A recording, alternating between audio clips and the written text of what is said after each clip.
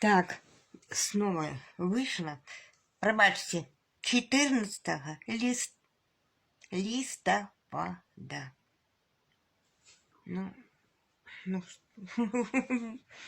ну что-то уже, да, старость. Идет старость.